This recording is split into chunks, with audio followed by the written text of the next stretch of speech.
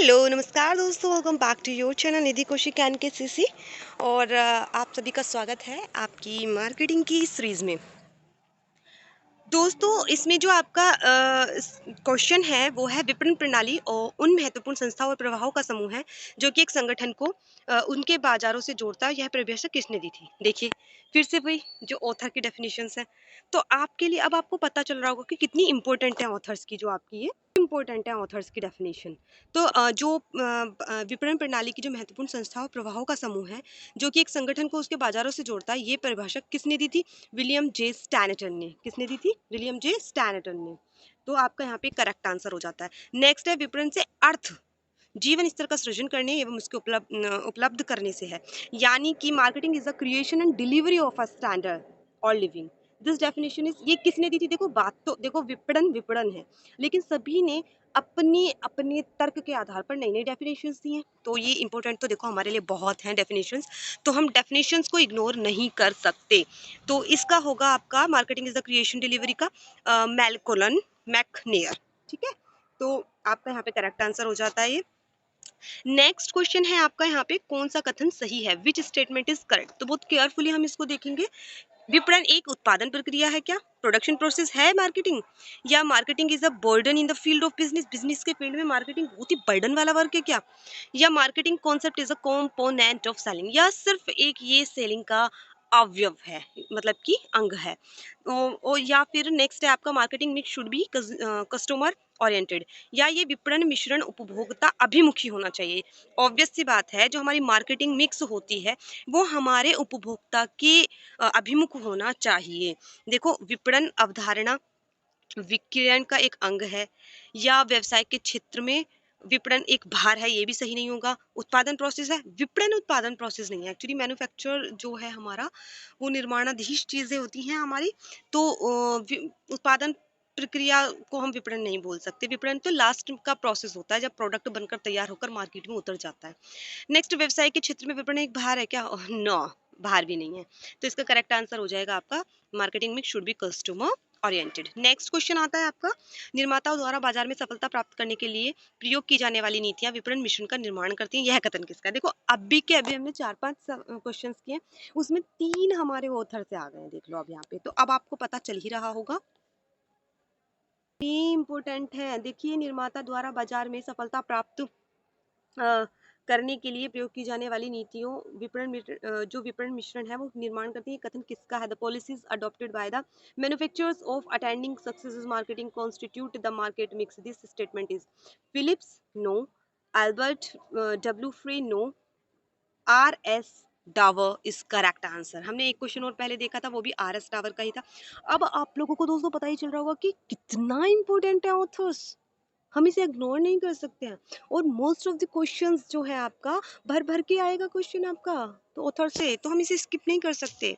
Next question is, उत्पादन विभिन्नीकरण और बाजार विभक्तिकरण दोनों वैकल्पिक विपणन व्यू रचना है। यह कथन किसका है? फिर से देखो, ये कथन वाला आ गया आपके लिए।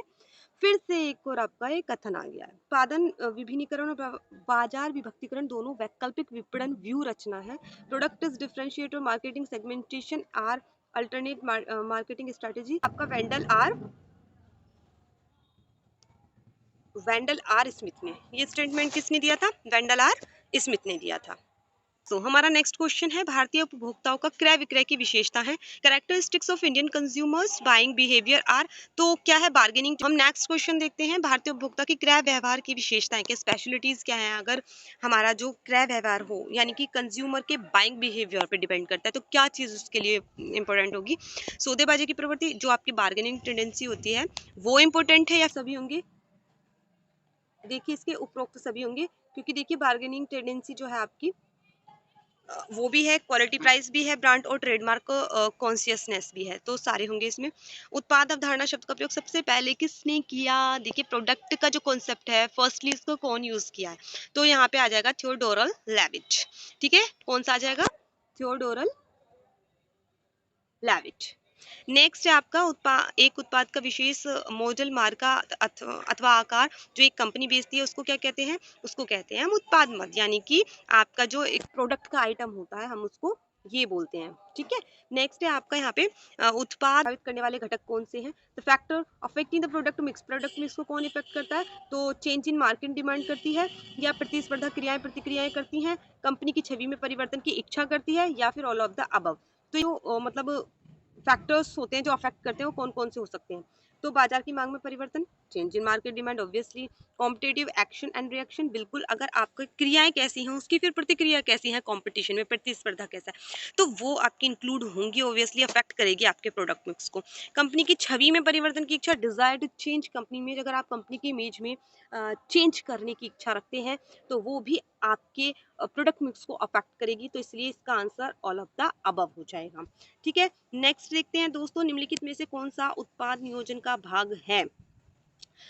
विच of the following is a component of product planning? तो product innovation, product standardisation, product diversification, या all of the above is a component of product planning? तो उसमें आपके product innovation, product standardisation, next आपका प्रोडक्ट डाइवर्सिफिकेशन, या all of the above. तो अगर आपको कंपोनेंट ऑफ प्रोडक्ट प्लानिंग यानी कि प्रोडक्ट की प्लानिंग करते हुए आपके जो आवश्यक अंग हैं, उसके कंपोनेंट हैं, क्या वो इनोवेशन, स्टैंडर्डाइजेशन, डाइवर्सिफिकेशन हो सकते हैं? ऑब्वियस सी बात है, किसी प्रोडक्ट का आप इनोवेशन कर रहे हो, नव नव परिवर्तन करोगे, प्रोडक्ट्स को लाओगे, क्योंकि डिमांड के बेस पे आप नई नई चीजें करते रहते हो, या उसका स्टैंडर्डाइजेशन भी करोगे और उसको विविधीकरण भी बनोगे, उसको वो जो प्रोडक्ट है उसका विविधीकरण भी आप करोगे, डाइवर्सिफिकेशन भी करोगे। तो ये चारों के चारों फैक्टर इसके अंदर इंपॉर्टेंट हो जाते हैं। देखिए दोस्तों, इस वीडियो में आपको ऑथर से क्वेश्चन काफ़ी सारे मिले हैं और प्रोडक्ट मिक्स के क्वेश्चन बहुत सारे हैं। तो ये जो आपका फर्स्ट चैप्टर है, देखिए इसमें प्रोडक्ट मिक्स बहुत इंपॉर्टेंट हो जाता है, ऑथर्स की डेफिनेशंस बहुत इंपॉर्टेंट हो जाती हैं।